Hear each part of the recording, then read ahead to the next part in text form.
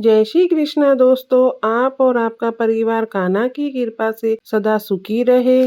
15 नवंबर को अभी जो कार्तिक पूर्णिमा आने वाली है, उस दिन हमें भगवान विष्णु और माँ लक्ष्मी का विधि विधान की पूजा के बाद हमें ये पौराणिक कथा अवश्य सुननी चाहिए और इस कथा को सुनने मात्र से ही हमें बहुत अधिक फल प्राप्त होता है। कार्तिक पूर्णिमा की पौराणिक कथा इस प्रकार है। तारकासुर नामक एक राक्षस था। उसके 3 पुत्र थे, तारकस, कमलाकक्ष और विद्युन्माली। तारकासुर बहुत ही बलवान था। उसने धरती व स्वर्ग पर अपना आतंक मचा रखा था। इससे परेशान होकर देवता भगवान शिव से उनका अंत करने के लिए प्रार्थना की। उनकी प्रार्थना सुनकर भगवान शिव ने तारकासुर का वध किया। इससे देवता बड़े प्रसन्न हुए, लेकिन उसके तीनों पुत्रों को यह सुनकर बड़ा दुख हुआ और उन्होंने इसका बदला लेने के लिए ब्रह्मा जी की घोर तपस्या की। उनकी तपस्या से प्रसन्न होकर ब्रह्मा जी ने तीनों से वरदान मांगने को कहा। तीनों ने ब्रह्मा जी से अपने को अमर होने के लिए वरदान मांगा। ब्रह्मा जी ने अमरता के अलावा कोई भी दूसरा वरदान मांग लो। इसके बाद उन तीनों ने कुछ देर तक इस पर बहुत विचार किया। फिर ब्रह्मा जी से कहा, 3 अलग अलग नगरों का निर्माण करें, जिसमें सभी बैठकर पृथ्वी आकाश में घूम सके।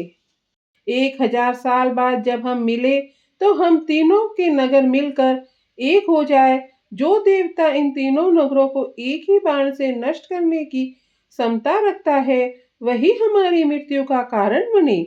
उन सब की नजर में यह एक असंभव कार्य था। उन्होंने उन्हें यह वरदान ब्रह्मा जी के निर्देश अनुसार मैं दानव ने उनके लिए 3 नगरों की स्थापना की। तारकक्ष के लिए सोने का, विद्युन्माली के लिए लोहे का नगर बनाया। तीनों ने मिलकर तीनों लोकों पर अपना जमा लिया। इंद्र देवता इन तीनों भयभीत हुए और भगवान शंकर की शरण में गए। इंद्र की बात सुनकर भगवान शिव ने इन दानवों का नाश करने के लिए एक दिव्य रथ का निर्माण किया। इस दिव्य रथ की हर एक चीज देवताओं से बनाई गई। चंद्रमा और सूर्य से पहिए बने। इंद्र, वरुण और यम और कुबेर के रथ से 4 घोड़े बने। हिमालय धनुष बने और शेषनाग प्रत्यंचा बने। भगवान शिव खुद बाण बने और बाण की नोक पर अग्निदेव स्वयं बने।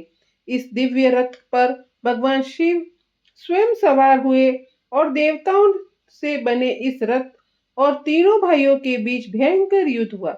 युद्ध करते समय प्रभु लीला से एक ऐसा समय आया जब तीनों रथ एक ही सीध में आ गए और ऐसे में ये तीनों रथ और एक सीध में आए। उसी समय भगवान शिव ने अपने बाण छोड़ दिए और तीनों का नाश किया। इसी वध के बाद भगवान शिव को त्रिपुरारी कहा जाने लगा और आज की जो कार्तिक उसको भी त्रिपुरी पूर्णिमा कहते हैं। इसी के साथ जय श्री कृष्णा, राधे राधे दोस्तों।